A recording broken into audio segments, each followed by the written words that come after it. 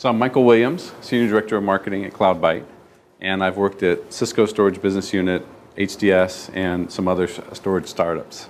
So, and I'm really excited to be at CloudByte because we really, when I look at all the different companies I've worked at, CloudByte really has taken the right approach to solve the problems. So I'm going to jump in really quickly. I'm going to talk about really where the design hurdles, the things that we thought are important, and then go into the architecture. So number one, when you looked at cloud, that's a big pool of storage. And what happens when you have a big pool of storage and you have a lot of people contending for it? So back when I was an IBM operator, and on the tech staff, and everyone ran their jobs, well, I had the juice to increase the priority of my jobs. So of course my jobs always ran faster. But what happens today is, as people contend for the storage, one person who hogs the storage can basically take out the performance of the whole pool. So that was the number one issue to be addressed when dealing with cloud type storage. Number two, so manageability. So right now, this is also part of the Credit Suisse report that was pretty amazing, is hardware is no longer the most expensive component of IT. Management costs, that's software and people, are 70% of IT budgets today. And I think there's also another factor, is that there are only so many what we call ponytailed storage and network admins to go around. So there's also a people shortage as well that factors into manageability. So you have to make sure that the people that you have can actually manage your environment. And lastly, budget. So before, we used to really concern about value and all that stuff, but people are just being crushed by an onslaught of data. And they really need to be able to store that data at just the lowest cost. So we looked at those three items, and that guided how the product was architected. So here's our software architecture, and it starts with ElastiStore, which is where the product data is actually stored. We have a network and protocol layer, and then on top of that is ElastiCenter, which is our management component, and it has stack and virtualization plugins. And then also each ElastiStore storage node can communicate with other ElastiStore storage nodes, right, directly, and the whole thing is controlled by a REST API. So again, this is a complete software solution. We use only industry standard hardware. We don't have special drivers. We don't use special protocols. We don't flash the hardware. So it's completely off the shelf. And again, we have a full UI, which is ElastiCenter, but a lot of our service provider customers already have their own management techniques or programs and technologies. So they want to use the REST API to control ElastiStore directly, and we allow that. And then ElastiCenter, for those of our customers who use it, it is a single global management interface that allows you to control all the nodes worldwide, 4 levels of delegated administration. So you really can, with our product, it's the only one I've seen where you can really have one interface and control your worldwide storage implementation. Is there a limit? Great question. I haven't seen one, but let me ask Uma. Uma?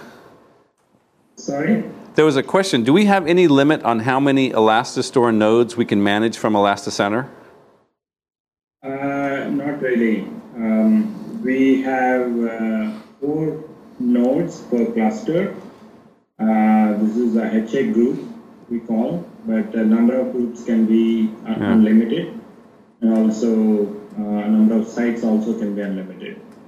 In your documentation, you can say you can have a minimum of 2 and a maximum of 4 per HA cluster or HA group. Okay. But you can have as many groups side by side as you want. Okay. And that's just one center. We'll talk more when we get a little bit later, but you can basically scale out. Okay. And let me also talk about scale out. Everyone has a different definition of that, but let's talk about ours. So I'll start with a joke. How many programmers does it take to change a light bulb? 4. None. That's a software problem. There you go. None. It's a software problem. So Hardware problem. The hardware problem. There you go. So, and the reason why I bring that out is in our software, we can scale out infinitely.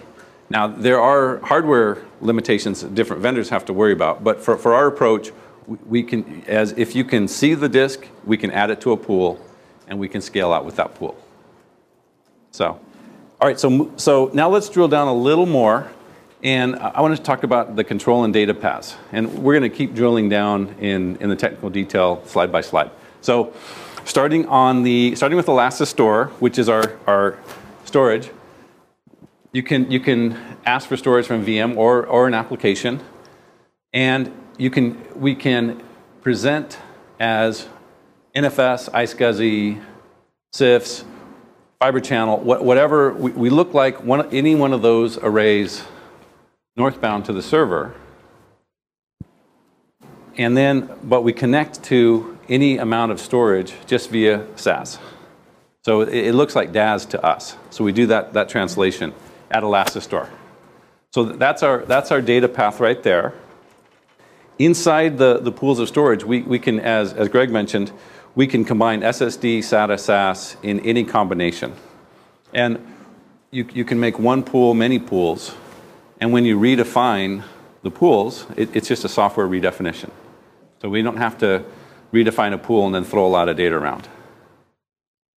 Does it do any like automatic multi-tiering, or do you have to give it, is there like a gold, bronze, and silver, and you tell it where you want your VMs to go to? Yeah, great question. So no, we don't do automatic tiering. The administrator sets up the pool, and it's relatively static. You can change it, but Sure. it takes some. So the pool is monolithic across the ElasticStore cluster group. Is that? Yeah. So the across the HA group, you would share the pool. Mm-hmm. But and again, we're getting into hardware configurations again. But you could share a single pool of storage across two ElasticStore nodes that are separated geographically. Right. But a pool is homogeneous in terms of what kind of backend, what kind of storage it is, right? No, a pool is heterogeneous in terms of what kind of disk. What sort of protection? Yeah. Disk protection, data protection, what kind of protection do you support? RAID 1, erasure coding? Yeah, so we're based on ZFS. ZFS. Which we'll talk about that later. And I'm pretty sure you're all very familiar with ZFS. So we support all the RAIDs, including RAID, all the way up to RAID Z3. So does that make sense? Why is iSCSI in the box with NFS and SMB and Fibre Channel in the other box? Yeah, something there? Yeah, it's Fibre Channel is a separate add-on. That's all. It's a product. That's showing our product layout. So we have a separate add-on for Fibre Channel. That's all that shows. Okay. Yeah. Because they're included in Fibre Channel costs extra. So why CloudByte? Why not Storage Byte or It is a little confusing. Because clouds are cool, Ray. I understand that. That's the marketing side. But I want to know that, you mentioned the geographic dispersion of a HA group. Yeah. That should be interesting to discuss. Yeah, okay. We'll get down to that a little later. So now, between the nodes, we'll talk about it later, but they also can coordinate workload and also do node-to-node coordination. So that's HA, that's replication, that sort of thing. Then on the control path, let's say a virtual machine asks for more storage. They would go through, let's say, the VMware plugin, communicate over Ethernet to ElasticCenter. ElasticCenter communicates over Ethernet to ElasticStore and would allocate the storage. So again, pretty straightforward control and data paths. Sorry, is there a question? Can he mute that when he's not speaking so that we don't get those break-ins? Yeah. Hey, Uma? Can you please mute? It appears that there's background noise coming in. Okay. So is it VMware only, or can it support? So we work with VMware, Citrix, XenServer, OpenStack, CloudStack. Yeah. Yeah.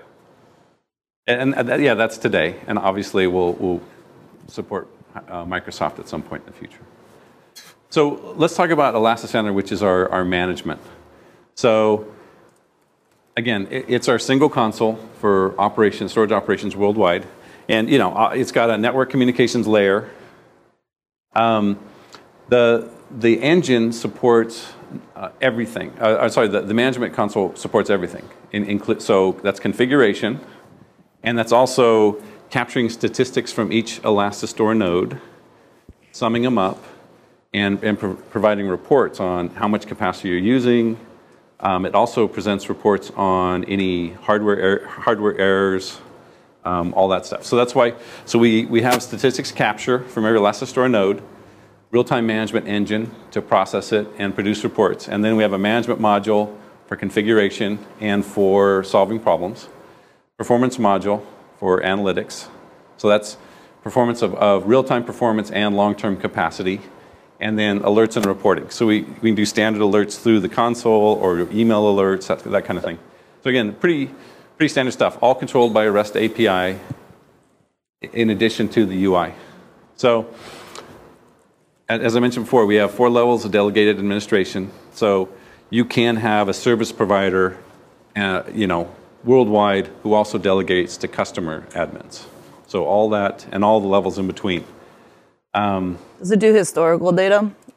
Yeah. Yes. So what it's doing for capacity analysis is collecting all that data and performance, so you can see what's going on. Is this just to run virtual machines on, or do we also attach this for just big storage target type of stuff? Is this just data storage for virtual machines that you provide, or are you also providing just mapped storage for file servers? Oh, great question. Any kind of storage. Any kind of storage. So we can do virtual machines, regular applications, whatever. So that graphic only has VMs on it, and I'm going to fix that in the next rev to show that yes, regular meat and potato applications need storage too. Can you see the relationship from a CloudByte perspective of, the things that are attached to that ElastiStore, I guess, that node? Like from what VMs are actually on that node if you have multiple nodes? Yeah, that's a great question. That's a great question. Let me ask Uma. So Uma, so do we have visibility? Yes. So the question is, can we see what virtual machines and applications at the server level are attached to that particular piece of storage? Right. Only with if the data is coming for NFS. If the data is mounted on either FC or iSCSI, we will not be able to see the VM level specifics. At NFS level, if the VM is mounted over NFS, we will be able to see which VM belongs to which tenant at the storage level. Yeah, and that sounds. Yeah, and that's a protocol limitation, not really a CloudByte limitation. Is it? Right. Okay. Super. Does that answer your question? Yes, thank you. Good question. So, so again, we've got short-term break fix in our reporting and also longer-term capacity planning. So let me move on. So let's talk about ElastiStore. So the ElastiStore is built around the concept of a tenant, what we call a tenant storage machine, which is essentially a storage virtual machine. Oh, I hate the acronym TSM. You should change that. Well, TSM is kind of a religion. There you go. Well, storage virtual machine is also taken. So, so the concept of the storage virtual machine, or TSM, is you need to control not just capacity. So storage traditionally is allocated on capacity, but you need to control your IOPS. So how much processing power you have. You need to control your throughput, how much data you can throw around, and you need to control your latency, which is how quickly you can communicate back and forth with an application. So those are the 4 things that a tenant storage machine allows you to set. Right? And really, those are the things in all of our performance tests that I ran at other vendors, hardware vendors. Those are kind of the 4 things we would look at. So with that, we have it's not, Is it technically a storage hypervisor? I just put that on here. You know, I think Uma will probably correct me and say it's not really a storage hypervisor, but We don't use that term anymore. Now we call it software defined. great, thank you. So it's a software-defined hypervisor. Yeah. So, but anyway, it essentially manages the storage machines. So, with that, we've got the hypervisor. We have the data services, and as I mentioned before, we embed the ZFS operating system, file system, and our platform is FreeBSD. And one of the great advantages of being based on FreeBSD is backed by Juniper, NetApp, and a lot of very, very large vendors. And so the device support you get on FreeBSD is wonderful. So, and that's part of our advantage of immediately having, you know, tested, community developed, tested, and approved drivers for almost every vendor's hardware out there. Do you do your own HCL? Yeah, we do our own HCL, but we leverage the FreeBSD HCL as well. Sure. Okay. FreeBSD HCL. Yeah. So then there's another thing, as I mentioned before, we have node coordination for high availability groups, and this is communication from node to node. And in addition, we have workload communication built in. So if you have a TSM and that one Elastigstore node is getting congested, you can actually, via Elasticenter, move that TSM to another node. So for those of you who are familiar with VMware, it's very, very similar to a storage vMotion type operation. So you can move the tenant storage machine, and that the data will follow automatically. And then when it's ready, it'll come up on another node. And that other node can be right next to it. The other node can be in another country. So we have that built into the architecture. And the other thing that Michael was talking about, TSMs are really got policies associated with them as well as the performance characteristics and capacity.